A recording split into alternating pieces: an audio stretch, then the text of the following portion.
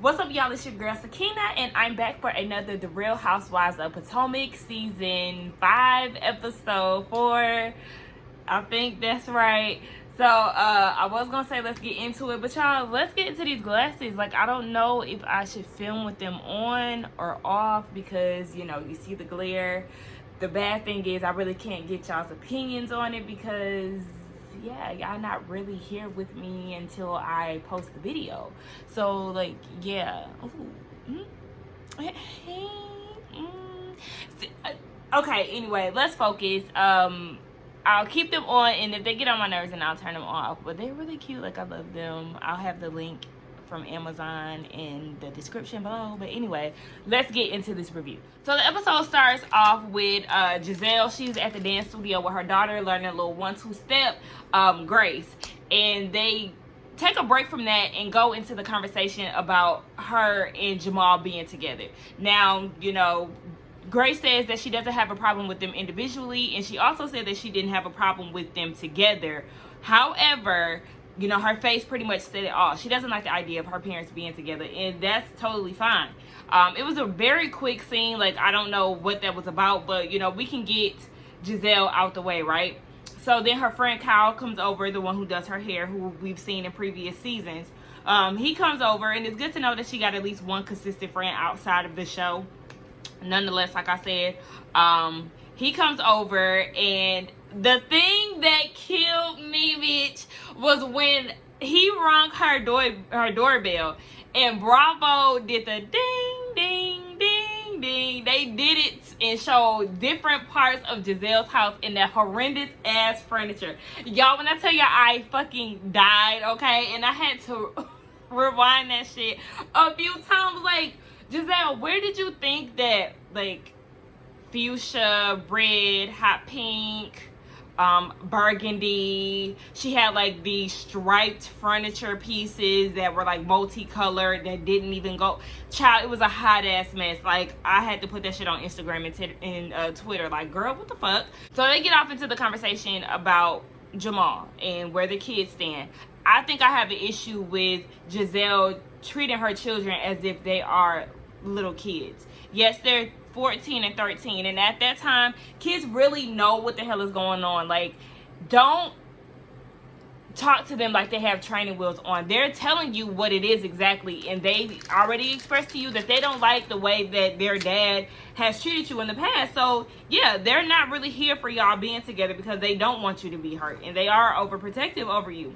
So then you know, Kyle was pretty much agreeing with the kids. Like, he understands where they're coming from, and he, you know, basically said that the kids are programmed to have these feelings about their dad, you know, and Gizelle definitely helped out with that. She over the seasons definitely has vocalized the fact that he was a cheater. So he was just like, you know, you have to realize that their feelings about their dad is not going to change in a year. So what you have to do is just basically lead with love. And, you know, Gizelle said in her confessionals how she really has, you know, grown to love Jamal again. And, you know, she loves the man that he's become and the woman that she's become. And I'm just like, you really act like a trash person to me. Like, I just really can't see. I don't see the chemistry between the two of them. That boat ride was the most awkward, cringiest scene that I've seen throughout this whole season thus far, and I just don't see an organic chemistry between her and Jamal. Like, it just does not really seem that real to me. So Gizelle also pointed out how the kids are more excited with other men compared to her being with their father again, and that's why Kyle was saying, yes, you have to realize that they have seen their dad in this light with social media and everything. So you have to give them some time. I really feel like she just needs to take heed to what her children is saying and get the hell out of there, because again, it does not seem organic. So then we get Karen, and she's down at the house. She has people coming over. She's working with Matt, which I feel like she needs to get rid of him. Why do we still see Matt? Especially if he was helping, you know, get around your tax information and saying that you no longer live in the Great Falls house. Like, I just feel like he doesn't mean you any good, and it's pretty odd the fact that y'all are friends. Nonetheless, Karen is getting ready to throw a housewarming party, so she wants someone to come over and sing this invitation for her. So the guy comes over and he's going over his lines, and you know, he had to do a few cuts to basically make this telegram that she's going to send out to the girls. Karen also makes mention of, you know, her and Ray's relationship status. She says that she hosts at this party will basically help them get through their issues. I don't know how she thinks this is going to happen. She also said that she thinks that this is going to help them reconnect. But like, why? It just doesn't make sense as to why you feel like having a housewarming party will bring the spark back into your marriage. Like, it just doesn't make sense to me, right? Oh yeah, my shirt says Nikki. I couldn't figure out whether or not I wore this on camera or not. I mean, of course I'm going to re-wear some shit on camera, but I don't know. Anyway, I don't know why I'm saying this. But anyway, we get a scene where Robin and Wendy are meeting up with their kids. And Wendy, I really love the interaction with her boys. Her boys are very energetic. Like, I just can tell that their family dynamic in their house is pretty much lit. But Robin gets there and she was basically saying that Wendy is her girl. You know, she doesn't know her like that, but basically they have a lot of things in common. They're both from Baltimore. Her and her husband, Wendy's husband and Robin went to the same college, you know, so they have a few things in common. And also they have Carters for sons. They both named their kid Carter. That was like a tongue twister for me. But they start talking about the whole sip and see situation. Wendy feels like it was a lot and that the girls were ganging up on Candiace. You know, and then Robin was like, okay, well, tell me what Candiace told you about us. So she goes down the line. She says that Gizelle is a monster, the Gizelle monster. To me, I feel like, Wendy, you should have said everything that Candiace said. Because remember, Candiace also said that she feels like you all would be good friends, especially because she has some dick on hand. She also mentioned that Candiace does not see it for Ashley, which we all knew. And then she said that she likes Karen. So, Wendy went into the conversation about Karen and how she feels like she puts on this persona and then trying to act like she be pussy popping on a handstand, but she really don't. It's like, I mean, if she has sex with her husband, then she has sex with her husband. I'm not understanding why you're so concerned about her love life, Wendy. That is really making me like side-eye you. Like, girl, get out of her coochie. So another thing that got me was when Robin said that Karen is very disrespectful to Ashley's life in general. Robin, what the fuck are you talking about? Like, it really just pissed me off because this is not your battle. This is none of the girls' battles. So I'm not understanding why the fuck y'all so concerned about what's going on with Candiace and Ashley. Like, get the fuck out of it. Like, girl, what? And it was just like she can't accept criticism. Who asked you? Who gives a fuck about your opinion at the end of the day, Robin? You're nothing but a sidekick to fucking Gizelle who acts like she doesn't have a mind outside of whatever Gizelle thinks. Like, girl, bye Robin Hood. That's what the fuck you are. A goddamn sidekick. Get out of here. Speaking of Ashley, Candiace is at this coffee shop. She's meeting up with her. They're finally getting ready to have this conversation about this apology, right? So, Candiace said before Ashley got there in her confession that she understands that she has said some very nasty things about Ashley that she does need to apologize for. Okay, cool. Now, mind you, she said some things, not all, and I could appreciate her being honest. Bitch, some of that stuff that I said, I meant it. Okay, so yeah, she said that, you know, she wants to really get past their issues. But another thing that is going to be very problematic in the future is the fact that Candiace continuously mentions the fact that Dean looks like Michael. Like, bitch, that's shade. Like, we all know that he's not appealing to the eye. He's an old creepy white guy with peely skin, dry patches, red patches, a cul-de-sac on the top of his head. Like, there is nothing appealing about Michael. So the fact that you keep making digs about this baby looking like his daddy says you're gonna have a problem. But at the same time, it's kind of funny. I can't even lie. But so Ashley gets there and they started talking about how Candiace didn't want to apologize in front of the girls because it was an audience. This is when Ashley chimes in and says that, yeah, I understand what you're saying. However, you made it an audience when you went to social media to discuss our issues. And Candiace is like, bitch, I was not doing this alone. Like, let's not act like you were not going back and forth with me. That's the problem that a lot of people have with Ashley, is the fact that you feel like, oh, because I had a baby, like, we just have a clean slate. Like, I'm just Mother Teresa now. Like, girl, did nobody fucking give you the title and nobody gave you a restart? Like, because Ashley was saying, like, I mean, I stopped because I was in labor. You stopped because you were in labor, bitch. I had no idea that you was in labor because I don't follow you. And, you know, it's just like, why do you keep throwing out the fact that you had a baby? Like, sis, have you ever been to the hood before? You ever heard hood bitches say, bitch, wait till you drop that baby? They don't give a damn, bitch. It's on site soon as you drop that motherfucking baby. Beefs continue after the pregnancy, bitch, and it continues during the pregnancy. The only thing is, I can't lay hands on you because you a child and I might go to jail. So, you know, just like, get out of that. And even when bitches is pregnant, they still fight, which is ghetto as hell. But girl, please. So Candiace was just like, I want you to realize that we were not in a good space at that time. So, like, whatever the fuck I said is what I said. Like, I feel like Ashley should have apologized to Candiace as well, because they both have problems amongst each other. Like, Ashley, don't forget that you disrespected her home. You was making shady remarks about Candiace's mother taking care of her because they got the coin and your mama didn't. Like, you know what I'm saying? It's just like, you can apologize for some things as well, which I did not hear her say. So Ashley also mentioned the fact that Candiace doesn't understand the sensitivity nature of the situation. Girl, fuck you at this point. Like, that's what I would have just said. Hit her with a fuck you and walked off. Because it's like, does she understand the sensitivity of the situation? Though she really shouldn't. Because, bitch, I don't give a fuck if you was going to labor or not. If we was going back and forth, then we was going back and forth. Especially now, because one of my subscribers did let me know, you know, why they were going back and forth. And it wasn't just something that was out of the blue. Like, Candiace wasn't just waking up and going after Ashley. So it's just like, girl, Ashley, kiss my ass, kiss everybody's ass, okay? Girl, please. So then, you know, the baby kind of broke up some of the tension that they were having, and Candiace was just like, you know what, I just want to apologize, let's get past this. So they started talking about the whole Monique situation, and Monique being mad at Candiace for thinking that she was being underhanded for inviting Sharice to her engagement party or her anniversary. So she was saying that I would not have invited Sharice had I known that their beef was that serious. And then that's when Ashley was talking about the whole baby shower situation. Sharice and Monique did sit at the same table at her baby shower and they were fine. She said after that is when something transpired, but she really didn't go into detail as to what it was. However, she said that Candiace was aware of it, according to Monique.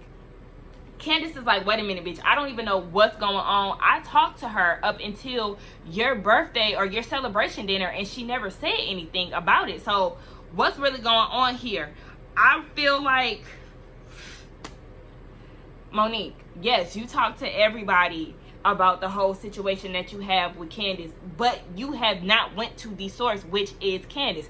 You won't even talk to Sharice. Like, you're mad for no reason when you won't address the people head on. Like, make it make sense, Monique. If you have a problem with somebody, that's when you would talk to them directly. You have a problem with Sharice, you didn't want to talk to her about that last week. You got the fuck out of Dodge. And then you won't tell Candiace what this is or what problems that you have exactly with her. And you're also putting on front, wanting to gang up on her in front of the camera, but want to be buddy-buddy with her when the cameras are down. It's really making you look fake as hell, sis. So then they get Karen's telegram. So they all are looking and they're showing all the girls' reactions of, you know, getting this telegram. And he was like, what the guy say? The grand dame is back in Potomac or some shit. I don't know. I'm fucking up the lyrics. But anyway, they get to Wendy. And Wendy is looking at the telegram video like, you know, she's very unimpressed. Her husband is laughing like, what the hell? What is this? So then Wendy is saying that she's very surprised that she got an invitation to her housewarming because Karen has been very dismissive to her. So she doesn't know if she's going to go. Then we get Robin and Gizelle. Gizelle FaceTimes Robin. She's getting her eyelashes done. So, you know, they're talking about the whole thing. Robin says that Karen is taking the Grand Dame title a little too far. And then says, I didn't know that we had housewarmings for rentals. Bitch, I can have a housewarming in a motherfucking rental property or if I own it. And let's get this straight, Robin, okay? The brokest housewife of all of them. Like, let's not do that, Robin. Bitch, you was going through foreclosures and your best friend has stole your money and all of this. You had to move to a fucking townhouse and all of that. Like, don't talk about ownership, bruh. Like, I don't like the fact that she did that. And I don't like the narrative of people having an issue with people renting houses. Bitch, you should be happy that these people are doing as much as they can for the time being. Like, what the fuck is the problem? Of course, you always want to own your house, but if you're not there yet, then you're simply not there yet. And out of all people robbing, you should have shut your fat ass up and just sat there. By the way, I'm not body shaming her. That was a reference from Precious that I always say, okay? Anyway, that just really pissed me off. Like, you raggedy bitch. How dare you say that about Karen in a fucking rental property? Like, bitch, please. So then, they was talking about how Karen ain't got shit to do, and Gizelle, you know, agreed. And it's just like, Gizelle, bitch, you ain't had no motherfucking storyline since the beginning of this goddamn franchise. So I think you need to shut the fuck up. Robin, you've been chasing fucking Juan's ass, and you just start rehabilitating houses. Like, girl, I just cannot stand them, okay? So then they talk about the whole meeting up with Wendy, and Robin tells Gizelle that Candiace called her a Gizelle monster. Gizelle was like, no, I'm a bad bitch and all of this. And it's just like, I mean, and that's where it starts and finishes with you, Gizelle, because I mean, yes, you're pretty, but again, that's it, because your personality is not that great. You don't have any fashion sense at all. You don't have any style. Look at your damn house. So it's just like this bad bitch persona. It's an overall feeling. And honey, I'm sorry, you are lacking in many places. Let's not do it. So then she said, you know, if Candiace wants to see a monster, she gonna give it to her. So we already know she's gonna try to address the situation later on. So then we get Chris and Monique. They're down at the house doing mommy daddy duties, taking care of the kids, getting ready for bed. And then Monique is basically saying that I'm exhausted from being a mom. You know, I got to take care of 2 kids that's walking and running around the house. I got to take care of a baby who needs me and who be on the titty all day. You know, a bitch needs some help, right? And she had this conversation with Chris. You know, they wind down and she was like, damn, where my plate at? You know, you usually give me a little plate. You was making plates for me when I was pregnant. And he was like, girl, you better cut it out. Excuse me? Like, he was just real, very standoffish and very, like, he wasn't present to me. Like, he wasn't present enough for my preference. And then, you know, he was just making remarks like, I mean, shit, you don't make my plate no more. You don't even cook no more. Like, can I get a meal?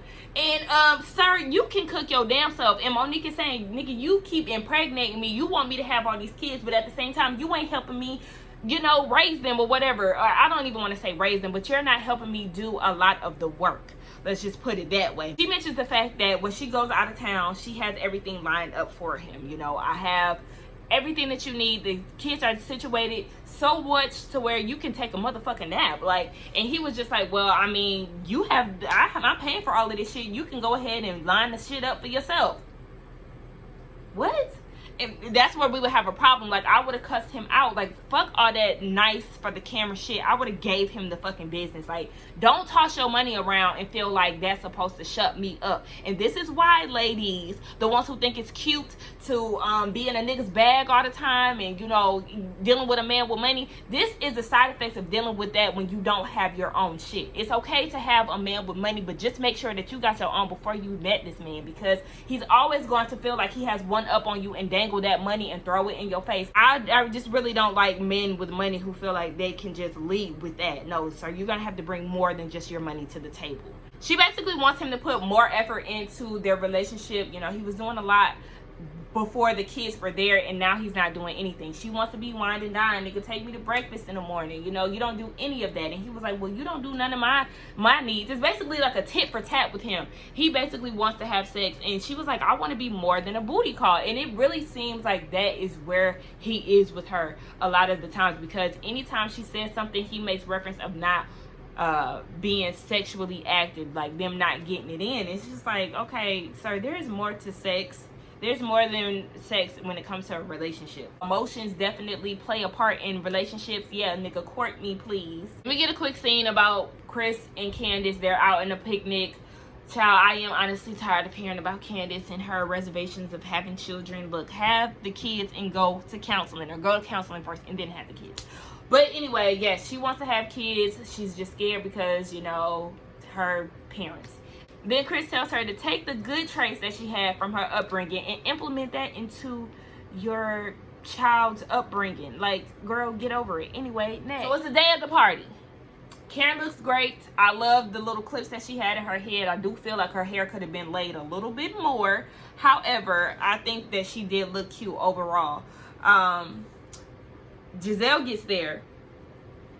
And I forgot to mention this tire-ass wig that she wanted Kyle to bring back to life, right? He was like, oh, bitch, this looks like some coochie hair. Like, you need to throw this shit away. And she was like, no, you need to revive it because I'm wearing it tonight. Child. He did the best that he could. However, that wig did not have a fucking part. So that's where I really have a problem with it. I think that Gizelle's outfit was really cute. She looked really nice with the exception of the blue eyeshadow. I really didn't like that and the no part in that damn wig. But, Karen asked where Jamal was. Baby, he got church in the morning. It's a Saturday. That is the downfall of dealing with a pastor out of town. He can't book a flight for Saturday because he got church in the morning. So, you know, Karen is like, I feel like she's really hiding Jamal from us because she doesn't want to have to answer questions as to where their relationship is and the things that he's done in the past. She was just like, girl, just walk in your truth, okay? So then we get Ashley. She got on this hot red bodycon dress and, you know, a hot pink, not hot red, bodycon dress. She basically just wanted to wear something that she would wear pre-pregnancy, you know, to get her groove back. I think she looked really cute. Her hair could have been better. I don't know, it was something in the back. It just seemed like her hair was not laid down all the way in the back. There wasn't nothing wrong with it, but it just wasn't laid down to perfection. Then you get Wendy. You know, Wendy looks really cute. Her husband arrived, and then Candiace gets there.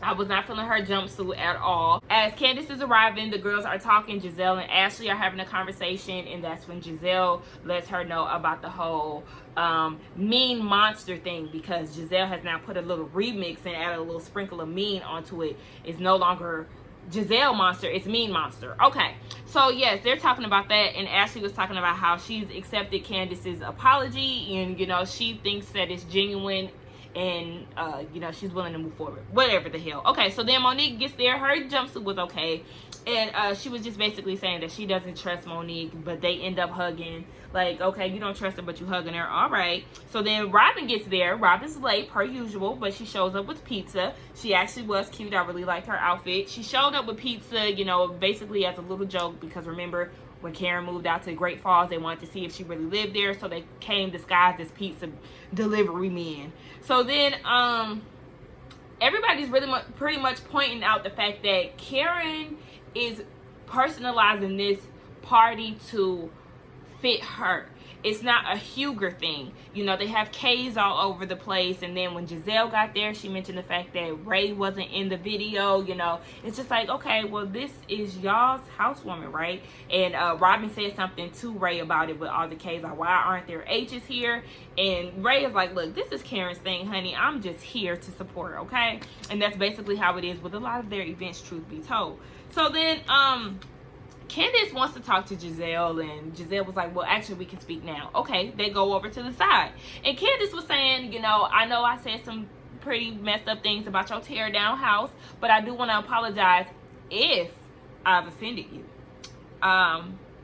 If everybody knows by now, everybody knows that you never say if you're really apologizing.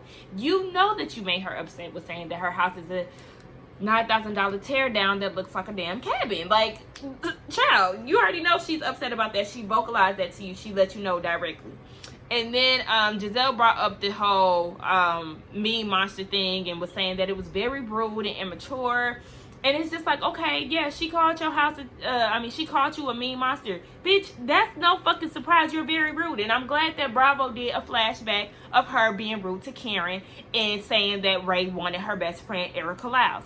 Bitch, that was rude as fuck. That was mean as hell. That was childish as fuck. Like, how dare you try to say that another woman's husband is attracted and wanting someone else? Like, that was rude as fuck. You was rude as hell to Monique when she joined the cast. You kept saying that she was, you know, this girl who keep flashing her money and have 4 houses, and you was talking shit about her in her own house. Like, you're a mean girl. Let's not act like you're not, bitch. Spare us, okay? Spare that for somebody who never watched the damn show and seen you in action. So, you know, Candiace was like, I don't recall saying that. However, I probably did. And anything that I said to Wendy, I have no problem with saying to you. Like, it is what it is. I'm not here to argue. If you want to keep our relationship at a surface level, honey, go ahead and do that, because we wasn't deep to begin with. And I'm like, thank you. I'm glad that Candiace did not get all riled up and upset about what Gizelle was saying, because it's like, bitch, who you think you're trying to punk? Bitch, I'm not scared of you. Get the hell out of here. That terrible ass wig. So anyway, all the girls are sitting down on Karen's gazebo, like under her gazebo type of thing. And she was saying, you know, we had a lot of fun out here, basically making reference to her and Ray having sex. And Wendy was like, right here where I'm sitting. And then Karen doing her typical shit. She ignored the hell out of Wendy. Like, oh my gosh. So, you know, Wendy in her confessional was making shady remarks to Karen, saying that she old, she's shady, she's dismissive, you know, all of that jazz. And so then Monique said something about Ashley being out with the baby. So Ashley was like, yeah, we have a sitter that actually lives in our building. She's a younger girl. And Wendy and Karen is looking like, girl, you don't have no young tenderoni sitting around taking care of your baby with your man around. I like to have an old ass decrepit lady taking care of my kids. And Monique was like, I mean, wow, when he got all of this, you know, I ain't never scared. And Wendy was like, yeah, until it happens. And Ashley was like, you right. Exactly, bitch. Fuck all of that. I'm not about to have no youngin hanging around my man, because yes, I don't need nobody to be tempted. I don't care if it's not my husband, it could be her. Bitch, I'm not taking my chances. It ain't about being insecure. Because then Monique was just saying, like, you know, I mean, I guess that just has a lot to say when it comes down to my marriage. Nah, girl, I'd rather watch my own kids.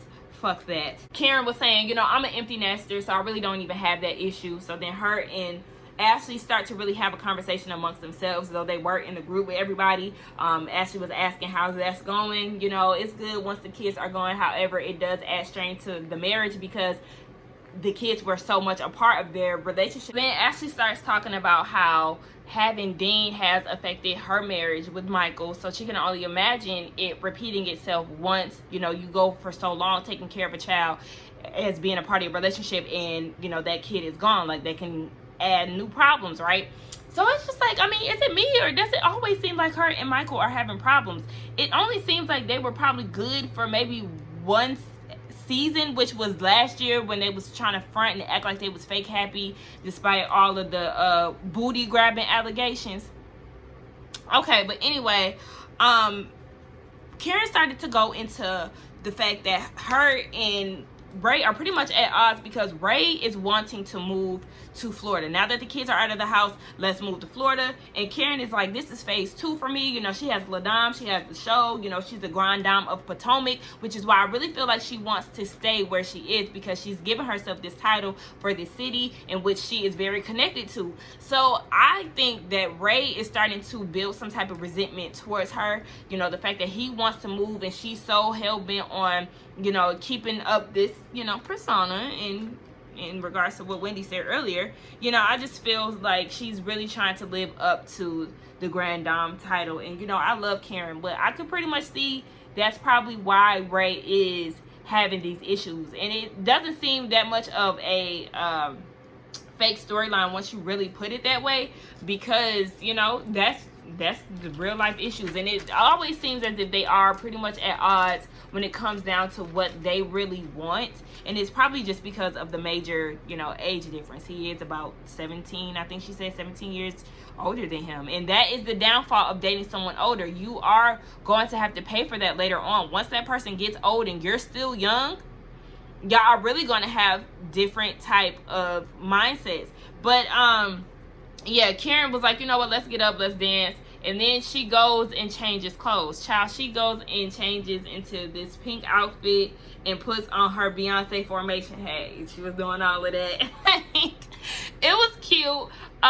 You know, again, Gizelle pointed out that Ray is not a part of this. This is all about Karen. And it really is. Like, I hate to agree with Robin and Gizelle, but they're speaking facts when it comes down to this. They see that a lot of this is pretty much in Karen's hands, and it's all about what she has going on. So, you know, I feel like Karen looked cute or whatever, you know, it was very grand to do a performance for a housewarming party, but, you know, she's the grand dame, and, you know, a lot of people do show out. It's not just Karen. A lot of people on these reality shows show out anytime they have parties. But, yeah, Karen was looking for Ray. Ray took his ass upstairs, and that was the end of the episode. So, y'all let me know what y'all think. I do apologize if y'all feel like the glasses were, you know, a distraction. Let me know y'all's thoughts on the episode. Please don't forget to like, comment, and subscribe to my channel. I will see y'all in the next one. Bye.